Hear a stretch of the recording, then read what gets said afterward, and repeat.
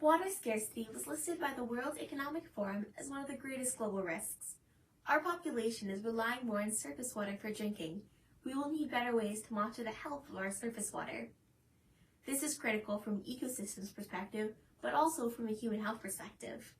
Accurate data is important for making informed environmental decisions and for making science the language of the debate on how we manage our freshwater resources. My method of DNA barcoding the larval chironomid helps to manage our water resources by capturing the cumulative effects of any stressor that chemical testing and field sensors do not, from non-point source nutrient and heavy metal pollution to temperature and dissolved oxygen to flow alteration. For a decade, I've been researching freshwater biology and bioassessment and working to preserve freshwater sources.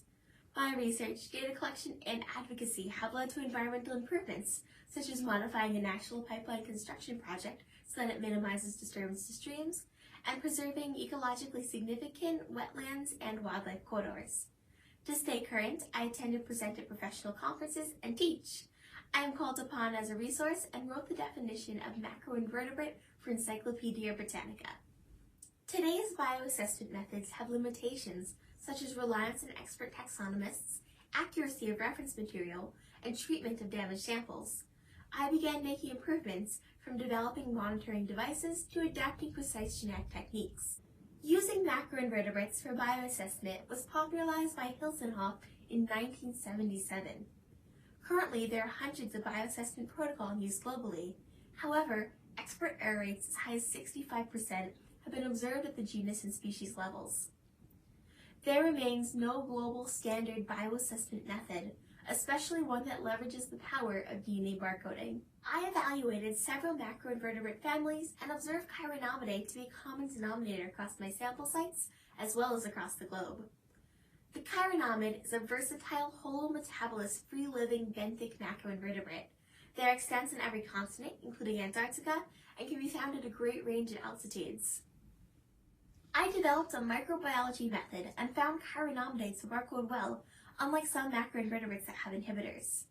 Various methods of isolating and amplifying the mitochondrial cytochrome C oxidase first subunit gene were compared.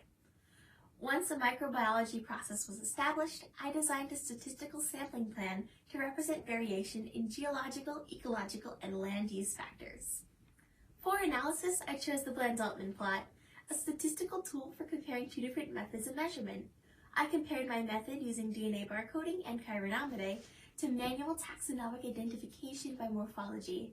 The finding was significant, and results showed that DNA barcoding of chironomidae can be an improved option for bioassessment globally.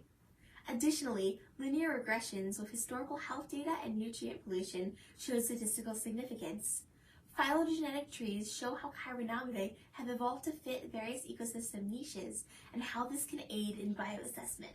Data from this project were used in public policy and land use decision-making. I applied these learnings to design, fund, build, and now lead a successful microbiology lab at a nonprofit scientific water study institute.